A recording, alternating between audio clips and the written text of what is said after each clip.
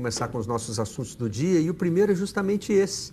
Há muito tempo a gente não tem uma briga pela liderança envolvendo tantos clubes com tão poucos pontos a separá-los. Né? É o bololô. O bololô tá grande, assim, resumir no português assim, mais claro, né, mais direto. O bololô tá grande esse ano. Em cima e embaixo. Teve um momento do campeonato que deu uma impressão de que alguém ia dar uma desgarrada ali, que a coisa ia ficar um pouco mais complicada. Mas acho até que, especialmente, tivemos aqui esse ato aí durante a Copa do Mundo, a coisa deu uma embolada de novo. O legal é a gente olhar nessa altura do campeonato, literalmente, né? O que costuma acontecer. E a gente já teve diferenças, por exemplo, em 2013, de 20 pontos do primeiro para o quinto colocado. Agora nós estamos com uma diferença de 4. Só nos campeonatos de 2008 e 2009, e vejam bem, esses campeonatos aparecem como exceção em todas as regras que a gente traz aqui. Né? 2008 e 2009 foram campeonatos muito loucos. E você veja que o campeonato de 2018 está superando 2008 e 2009. Então, quando você faz alguma coisa que vai além de 2008 e 2009, você está fazendo alguma coisa muito diferente. É bom prestar atenção. Tem uma curiosidade, em 2009 os times eram mais ou menos os mesmos envolvidos no título. O Palmeiras liderou boa parte do campeonato e perdeu o gás. E na última rodada, Flamengo, São Paulo e Inter... Olha só que curioso. Tinham também a chance de conquistar o título brasileiro. A arrancada final do Flamengo. O Flamengo saiu de trás e foi chegando. O Palmeiras está fazendo o inverso. O Palmeiras não liderou em momento algum o campeonato. Dessa vez é quem vem atropelando. E vem atropelando, chegou a se desgarrar muito. Ele ficou bem desgarrado dos primeiros colocados. Muitos até falavam, para o Palmeiras, o Campeonato Brasileiro não vai dar mais. E é a grande arrancada do Brasileirão, é do Palmeiras. Agora, eu vejo aí o fato também de que São Paulo e Inter não estão conseguindo se aproveitar. Palmeiras e Grêmio têm feito mais, o Flamengo tem feito menos. Talvez o Flamengo desequilibre um pouquinho dessa comparação.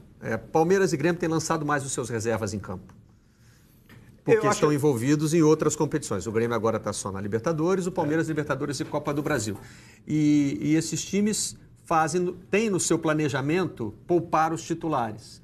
Sempre que isso acontece, tem alguém que se aproveita. Você vê o Corinthians, o último campeão brasileiro, quando, desde o começo do ano, rapidamente foi saindo das competições. Copa do Brasil não durou muito e Copa Sul-Americana, que também ninguém bota aquele empenho na Sul-Americana. O primeiro turno, que desequilibrou o campeonato do ano passado, foi o primeiro turno do Corinthians, que foi um absurdo. Então, mas o Corinthians passou quase todo o primeiro turno sem estar envolvido, já rapidamente, assim, ele já se livrou das outras competições e passou a focar só no Campeonato Brasileiro. Né? Normalmente, quando isso acontece com o time, ele dispara e... Esse ano o Inter e o São Paulo parece que não conseguem, eles não conseguem aumentar a diferença do que eu digo, eles estão ali, né? Então, o São Paulo em primeiro e o Inter em terceiro. Mas tem uma diferença, eu acho assim, dos recursos à disposição do Palmeiras, jogadores, né? Menos que o Palmeiras, o Grêmio, e o Internacional e o São Paulo não tem essa possibilidade toda. O Flamengo é que adotou o sistema misto, né? Joga com o time titular em todas as competições e vai tentar administrar o lançado. O São Paulo e o Inter dão um tratamento exclusivo ao Campeonato Brasileiro. No entanto, não tem tanta fartura assim nos seus elencos. Exatamente. Então, quando você tem uma modificação ali no time, o São Paulo, por exemplo, sofre muito quando não tem o Everton. Já aprende... a Everton dependência que existia no Flamengo e que agora existe no São Paulo. É um jogador que taticamente faz uma função que ninguém consegue fazer o mesmo. Então isso desequilibra o time, já é o suficiente para tropeçar aqui e tropeçar ali. O São Paulo, nos últimos 5 jogos, só venceu 1. Então é o momento de, vamos parar e vamos discutir a relação aqui dentro, no São Paulo. O Flamengo está tentando se livrar desse momento, que é o pós-Copa do Flamengo, que também é muito fraco, em termos de pontuação. E aí não consegue se desgarrar das competições, não consegue poupar tantos jogadores. Porque o Flamengo criou um compromisso de levar os 3 campeonatos com a mesma importância. Já está fora de 1. Vai brigar agora para se sustentar na Copa do Brasil nesse meio de semana. Um meio de semana que teremos Palmeiras e Cruzeiro, com força máxima, provavelmente em campo. Mas aí vem o fim de semana e o Palmeiras, que está muito tranquilo na outra semana, na volta da Libertadores da América, porque construiu um ótimo resultado, provavelmente vai encarar um time juvenil do Cruzeiro no fim de semana. Porque o Cruzeiro tem um problemão para resolver. Tem um problemão inverso. Exatamente. Para resolver. Então, já é uma rodada que se desenha a favor do Palmeiras. Palmeiras pode assumir a liderança na próxima rodada. Mas isso que o Barreto está falando, assim, característica do campeonato. Aí quando tem uma possibilidade de se desgarrar um pouquinho, como foi o caso do São Paulo, daí tropeça em casa contra o América, daí não consegue abrir, não consegue fazer. E eu acho que, assim, especificamente no caso do Palmeiras e essa arrancada do Palmeiras, tem a ver com o fato de o Palmeiras, na minha opinião, hoje ter o time que tem a maior variedade de possibilidades na mão do treinador. Ele pode montar o time com várias possibilidades e faz isso, e que tem um elenco que, quando é chamado, consegue manter o nível na competição, entendeu? Então, isso acaba ajudando que o time reserva do Palmeiras tenha um rendimento tão bom quanto o titular. O Palmeiras pode ser líder na próxima rodada. Vamos olhar para frente, então, o que vai acontecer nas próximas 5 rodadas, com os 5 candidatos ao título. Acho que a gente já pode fazer bom, se o campeonato está tão doido, daqui a pouco vai que o Atlético dá uma arrancada e entra na briga também, né? Acho difícil. Mas hoje a gente considera difícil. Na próxima rodada temos Bahia e Flamengo, Palmeiras e Cruzeiro, Botafogo e São Paulo, Inter e Vitória.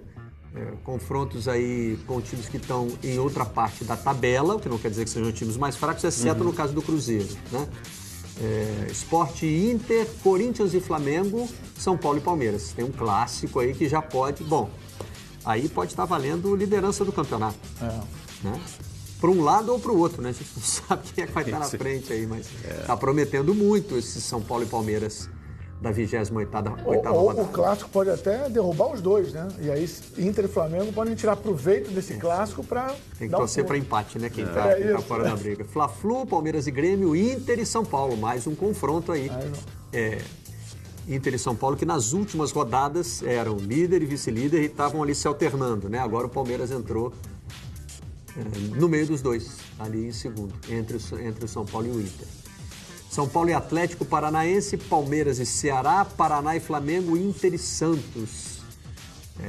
O Atlético e o Santos crescendo no campeonato. Ceará e Paraná são da parte de baixo da tabela, mas o Ceará vem dando trabalho. Né? Mesmo quando perde, como agora aconteceu contra o Grêmio. O problema do São Paulo, quer dizer, problema bom para o São Paulo é que o jogo é em casa e o Atlético Paranaense tem uma campanha muito ruim fora de casa, né? Excepcional em casa. Não consegue vencer, né? A tabela, a sequência do São Paulo é complicada, hein? É bem complicado. Depois tem o Vitória, fora de casa, o Inter sai para pegar o Vasco e aí tem mais um confronto entre os 4 primeiros. Aliás, eu queria fazer uma correção, né? Nós fizemos uma projeção dos 5 próximos jogos dos 4 primeiros colocados. Não dá para descartar o Flamengo e Palmeiras. Ainda não dá para descartar o Grêmio, porque a diferença, o Grêmio está ali a 4 pontos do líder. Né? E o Grêmio, neste ano, quando botou um time alternativo, se saiu bem. Isso mudou. Ele está pontuando. Na vida do Grêmio. Pontuou bem com o time reserva. E está numa situação bem confortável na Libertadores da América. Ele vai poder se projetar mais para o Campeonato Brasileiro nessas próximas semanas. Eu não acredito numa reviravolta no jogo do Grêmio na Libertadores. Acho que o Grêmio já está na semifinal da Libertadores. Até porque é um time confiável, um time bem definido taticamente. Então, eu ainda coloco o Grêmio nessa disputa pelo título. O Grêmio voltou a ganhar gosto pelo Campeonato Brasileiro.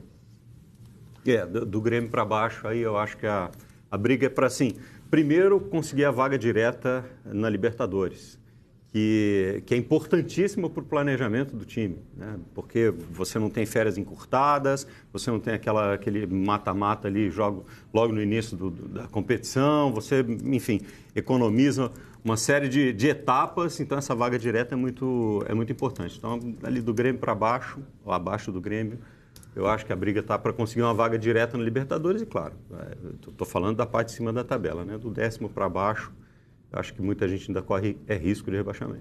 E tem que começar a olhar daqui a pouquinho, né? Se o G6 vira G7, G8, como é que vai ficar esse negócio aí? Vem o coração da Libertadores, que é enorme, né? Pois é. Sempre tem lugar para mais um, né? Mas tem lugar para mais um se o vencedor dessas competições estiver entre os 6. Exatamente. Hoje você tem, por exemplo, Corinthians e Cruzeiro. Dificilmente estão na semifinal da Copa do Brasil. Isso, que não estão no bolo. Então, tem muita gente torcendo para Palmeiras e Flamengo. Uma final entre Palmeiras e Flamengo para garantir mais uma vaga. Sobrar mais uma vaga, né?